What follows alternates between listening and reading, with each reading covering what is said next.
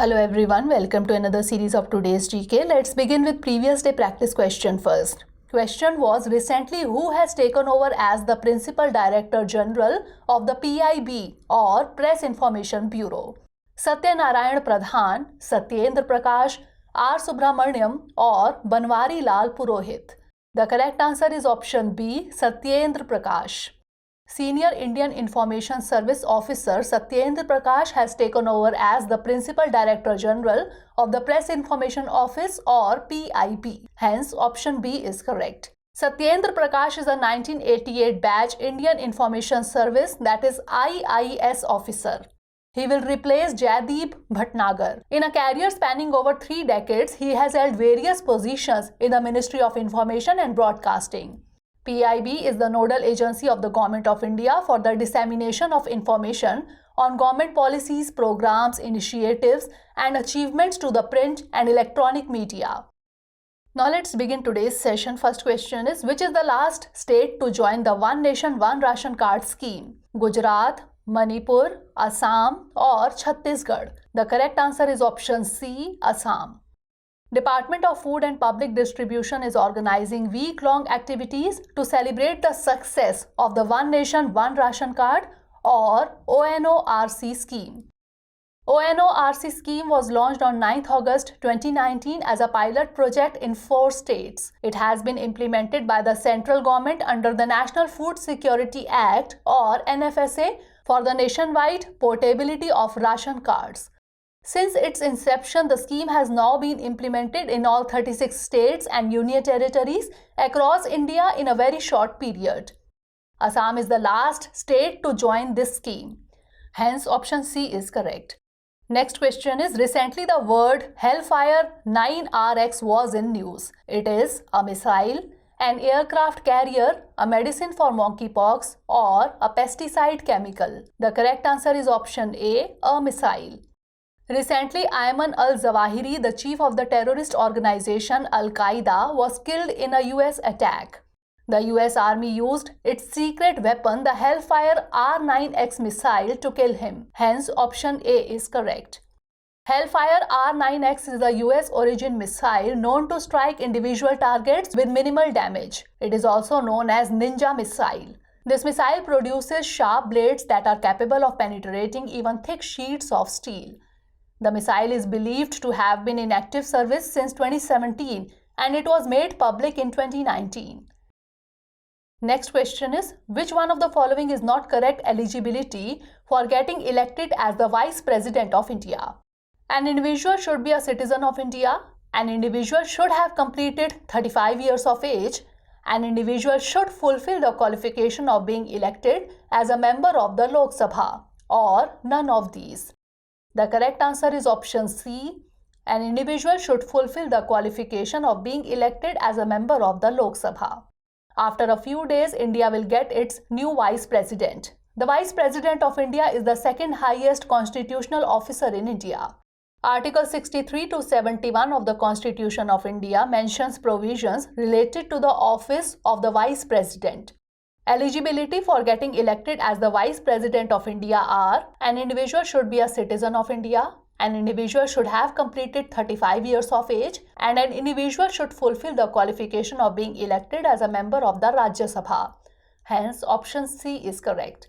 An individual should not hold any office of profit under the central or any state government or any local authority or any other public authority.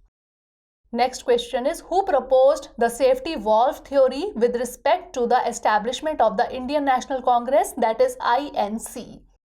Gopal Krishna Gokhale, Dadabhai Nauroji, Surendranath Banerjee or Lala Lajpat Rai? The correct answer is option D, Lala Lajpat Rai. The safety valve theory is a theory that states that A.O. Hume established the Congress as a safety valve to overcome the growing discontent among Indians. Accordingly, he persuaded Lord Dufferin not to obstruct the formation of Congress. Extremist leaders like Lala Lajpat Rai believed in the safety valve theory.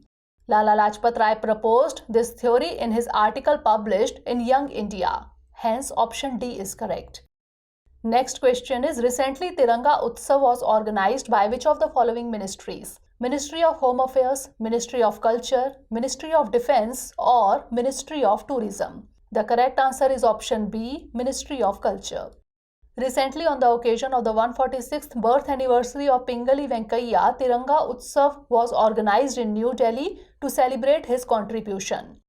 The event was organized by the Ministry of Culture, hence option B is correct. A commemorative postage stamp in the honor of Pingali Venkaiah was released by Shri Amit Shah during the event. During the Tiranga Utsav, Amar Chitra Katha was also released in the memory of the revolutionary tribal fighters of the Indian freedom struggle.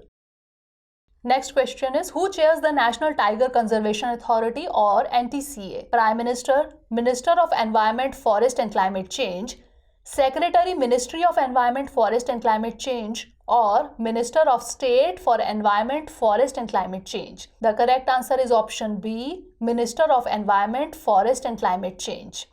Indian Oil has signed MOU with the National Tiger Conservation Authority or NTCA for the intercontinental relocation of cheetah in India. NTCA has been constituted under the provisions of the Wildlife Protection Act 1972. It is a statutory body under the Ministry of Environment, Forest and Climate Change, and the Minister of Environment, Forest and Climate Change is the chairman of NTCA.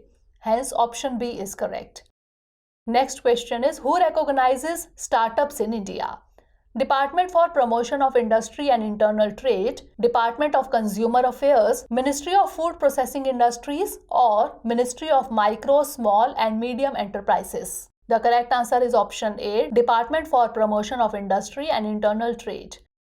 Recently, India has achieved an important milestone of approving more than 75,000 startups in the country. The Department for Promotion of Industry and Internal Trade, or DPIIT, has recognized more than 75,000 startups. Hence, option A is correct.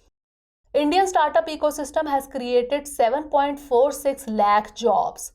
It has increased by 110% annually in the last 6 years. Next question is, the Central Vigilance Commission was established on the recommendations of which of the following committees? K. Santhanam Committee, Narsimhan Committee, A.C. Shah Committee, or Rangarajan Committee? The correct answer is option A, K. Santhanam Committee.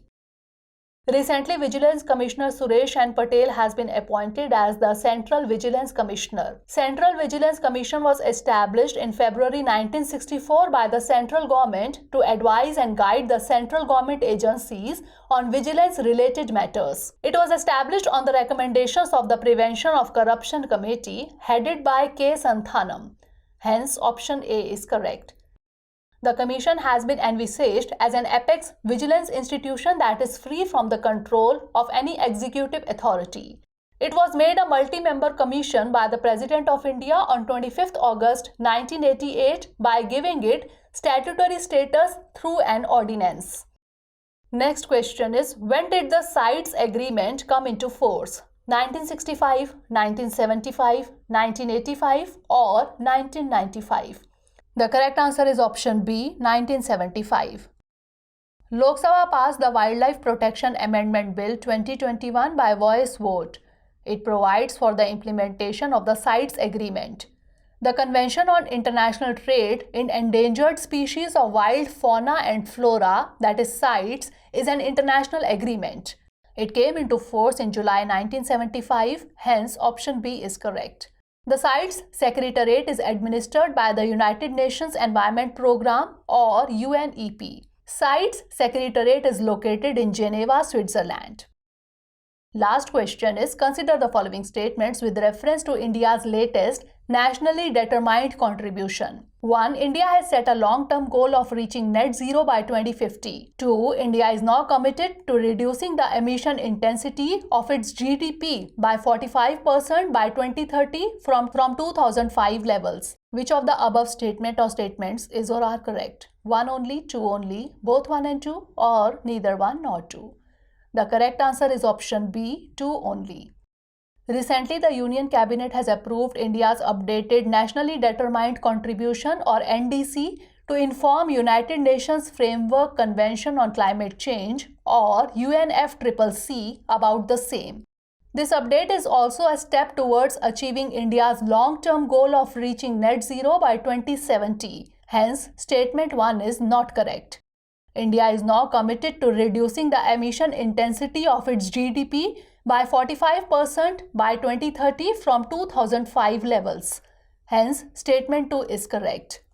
India submitted its Nationally Determined Contribution or NDC to the UNFCCC on 2nd October 2015. Now it's time for the practice question. 44th Chess Olympiad 2022 is being held in which of the following cities? Hyderabad, Mamallapuram, Madurai or Thanjavur?